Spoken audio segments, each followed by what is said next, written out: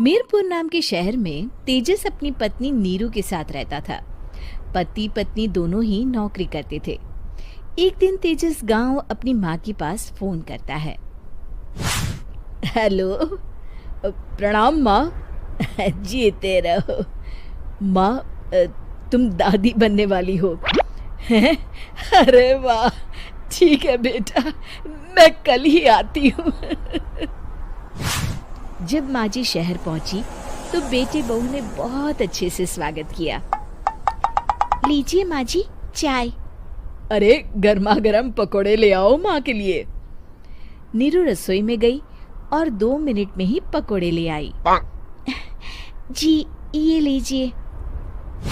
बहू, जादू से बनाए हैं क्या? अभी तो रसोई में गई थी।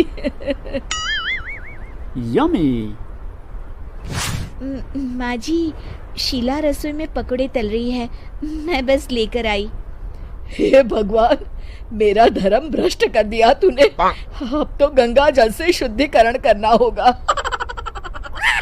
दूसरे दिन, माँ जी मैंने नाश्ता बना दिया है, ऑफिस जा रही हूँ। पर अभी तो घर का सारा काम पड़ा है। शीला आती ही होगी, झाड़ू पोछा बर्तन कपड़े वो सब कर लेगी। हमारे जमाने में घर का सारा काम हम ही करते थे। जी माँ जी, आप बहुत होशियार हैं, मैं घर ऑफिस दोनों नहीं संभाल पाती। तो जरूरत क्या है घर से बाहर जाकर चाकरी करने की? वैसे भी घर का काम खुद करने से घर में बरकत आती है, समझी? पर माँ जी। पर वर कुछ नहीं, इस महीने की पगार मिले फिर ऑफिस बंद। हाँ।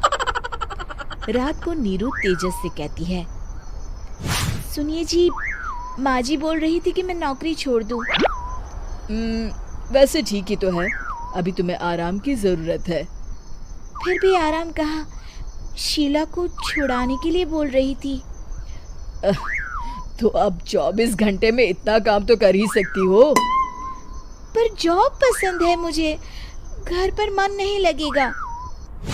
अगले दिन जब दोनों ऑफिस के लिए निकल रहे थे, मेरी तो कोई कीमत ही नहीं है इस घर में। माँ जी, आजकल महंगाई बहुत है, रहन सहन भी बदल गया है, दोनों नौकरी करते हैं तभी ठीक रहता है। अच्छा, तू कहना क्या चाहती है? मेरा बेटा तुझे बिठा के खिला नहीं सकता? तू ही इस घर का खर्च चला रही है, हैं? नहीं माँ जी, मेरा वो मतलब नहीं था। मतलब खूब समझती हूँ, ये बाल धूप में सफेद नहीं किए मैंने। हाँ। अब तो ये रोज का काम हो गया था। तेजस भी रोज की झिकझिक से परेशान हो गया था। एक दिन उसने कहा, नीरू, वैसे भी तुम्हें मैटरनिटी लीव मिलने वाली है, तो अभी से ही छुट्टी ले लो। पर क्या, मेरी सैलरी अच्छी खासी है। आखिर नीरू ने रिजाइन कर दिया। जब बच्चा हुआ तो घर में सब बहुत खुश हुए। कुछ दिनों बाद तेजस फाइल देख रहा था। क्या हुआ तेजस, कुछ परेशान लग रहे हो? अब हाँ, वो हमारी जितनी सेविंग्स थी वो तो हॉस्पिटल में और छठी के फंक्शन में खत्म हो गई है नीरू।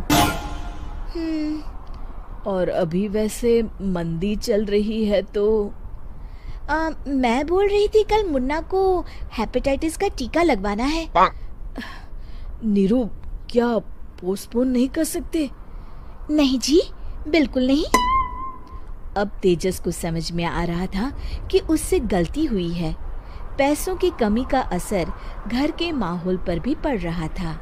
अगले दिन, बेटा मेरा चश्मा और ये दवाइयाँ ले आना, पर्चा देते हुए माँ जी ने कहा। जी। तेजस, मुन्ना के लिए दूध का डिब्बा और डायपर भी ले आना, और ये किराने के सामान की लिस्ट है, इसे भी लाना है। तेजस गुस्से में लिस्ट मरोड़कर फेंकता है और चिल्लाता है, पैसे क्या पेड़ पर उगते हैं? ये ले आना, वो ले आना। अरे पर ये जरूरत का सामान ही है। वो गुस्से में बिना कुछ कहे ऑफिस चला गया। अरे लंच तो ले जाइए। नीरू दौड़कर डिब्बा पकड़ाती है। एक दिन खाना खाने के बाद, नीरू, अब तो मुन्ना कुछ बड़ा हो गया, तो अब तुम वापस ज्वाइन कर लो ना जॉब। पर इस रिसेशन में जॉब मिलना बहुत मुश्किल है। ट्राई तो करो। फिर मुन्ना? माँ जी है ना, और एक फुल टाइम मेड भी लगा लेंगे। पर माँ जी, उन्हें तो पसंद नहीं। तभी माँ जी वहाँ आ जाती है और प्यार से नीरू के सर पर हाथ फेरते हुए बोलती है, अब मेरी समझ में आ गया बहू, पहले के और अब के समय में अंतर है। तुम काम शुरू करो, मुन्ना की जिम्मेदारी मेरी। मेरी प्यारी माँ जी। ये कहकर नीरू उनके गले लग गई। शिक्षा, परिवर्तन संसार का नियम है, हमें भी समय के साथ चलना चाहिए। उम्मीद है कि आपको हमारी ये कहानी पसंद आई होगी। कृपया हमारे चैनल को सब्सक्राइब करें और सभी अपडेट्स के लिए बेल आइकन जरूर क्लिक करें। और हाँ, वीडियो लाइक और शेयर करना मत भूलिएगा। Bye bye.